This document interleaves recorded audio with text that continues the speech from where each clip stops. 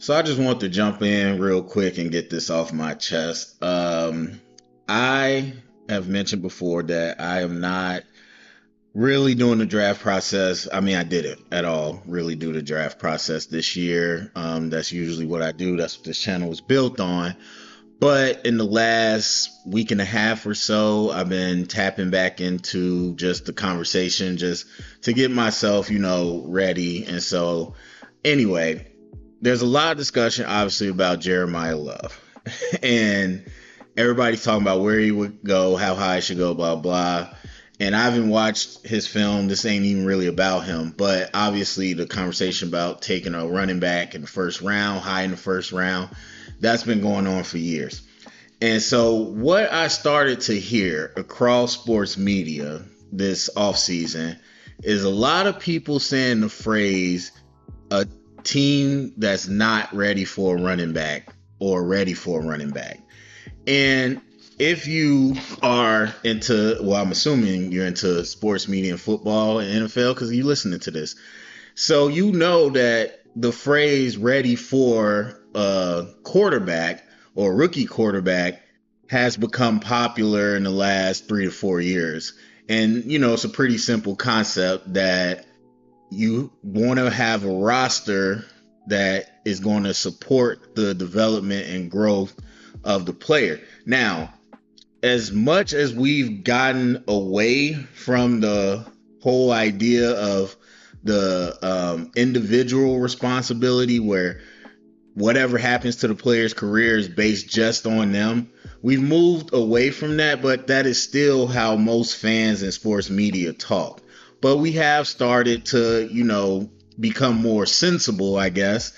Even though every coach, every player forever has told you this is a team sport, you got to have the supporting system. People don't care. They talk in a vacuum. This player's a bust. This player sucks. This player didn't do this. And so we moved to this idea of a team that's ready for a quarterback, meaning, well, in a lot of people's mind, that means they have a young, fit, athletic offensive coordinator as a head coach. And, they got weapons and blah, blah, blah. So that's what we know. Rookie quarterback's best friend, running game, good defense. That's old school football. But whatever the situation is, that's what it means. And, fine, whatever. Cool. I'm glad everybody caught up to the fact that you need a good roster to play well at quarterback. Now, the idea that you got to be ready for a running back is just funny to me. So I think, and I'm pretty sure what happened is Jeanty. Why am I blanking on his first name? Is it Ashton Jeanty? Alshon Jeanty? Jeanty anyway, on the Raiders. Ruined so many people's takes, quote unquote, because that's what the media cares about, their takes and being right about their takes. He ruined so many people's takes last year and so many fantasy football gurus and everything that it completely shattered everybody's mindset and made them have to rethink, their philosophical understanding of football that was stupid in the first place.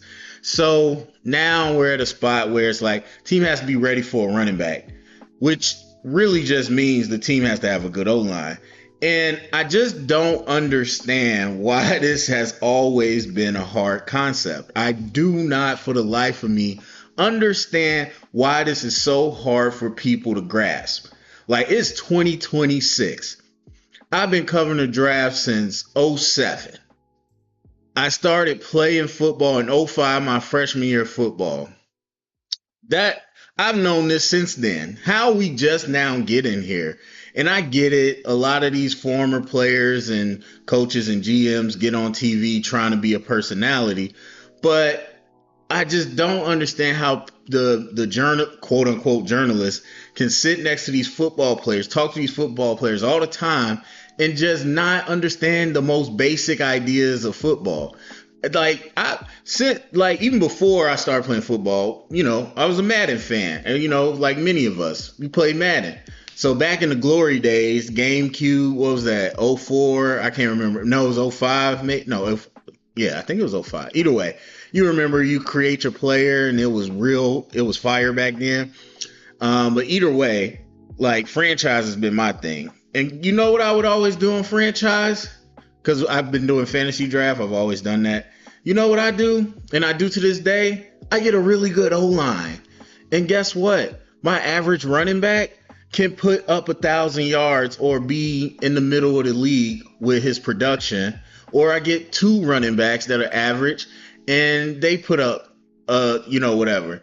And that was before we had committees. I think that's just simple football. I don't understand why that's so hard for people to conceptualize. So if I could sit there as a little kid and understand that Madden, I don't know how we just now arrived to this concept that, oh my God, a good offensive line is going to make the running back better. Like, of course, really? So Jeanty, which everybody does in the draft and they do to a certain extent in the regular season, they hype up the player. Like the players out there in the vacuum doing everything by themselves.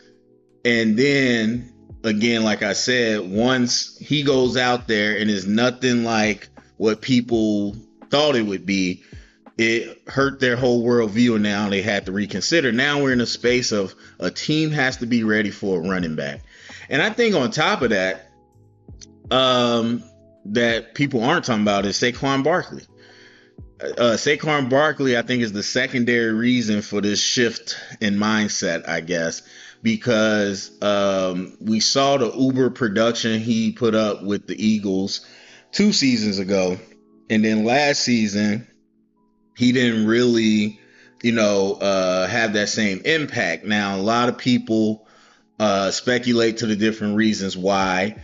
And I remember watching the film the first 5 weeks. I saw a lot of plays where Barkley was not making the right reads as a running back. But as people now all agree, even though I said it the first 5 weeks, the offensive line wasn't playing well. Lane Johnson ended up being hurt for a good amount of time, but he was hurt early and his play wasn't as up to par or to his standard. Mailata was really not playing up to the level he did the year before. And then Dickerson is on a borderline career-ending injury. You didn't have Becton. So the whole offensive line was not producing the way it usually produced. And so I think partially, mostly, that was the biggest reason why the production for Saquon fell off. And then the passing game, or the ineptitude of the passing game didn't help. However, it was the same argument I had 2 seasons ago when he went to Eagles and was going crazy. And all these people laughing about the Giants. Now, I get it. I get how football fans are with rivalries, especially the NFC East. So they might have just been trolling. They might not have even been thinking clear. But the arguments I would have with people about, oh, the Giants are dumb, they could have this right now. Like, don't make a mistake. Saquon could do some damage just with whatever. But he was not doing what he was doing in Philly with the Giants. That just wasn't going to happen. And so, but of course, nobody wanted to hear that. So I was just like, I don't understand how that's not an easy, logical sentence for you to comprehend. The Eagles have the #1 offensive line in the league. He would not be producing the same way with the Giants, who had one of the worst offensive lines in the league. So to get that from there to then him falling off once the line fell off, and then to see Jeanty, it's so funny to me that I guess sports media has now figured out, oh my God, having a good offensive line is really part of the running back's production. But it's still funny, just the phrase, a team's not ready for a running back. I don't know, that cracks me up. I guess. I don't know. I just found it funny. Anyway, I want to get that off my chest. So looking forward to draft night, though. Go to comment section. Let me know what you think about all that. If you looking forward to the draft, what you looking forward to, share it around, get the convo started. Thumbs up, subscribe. Thank you for listening.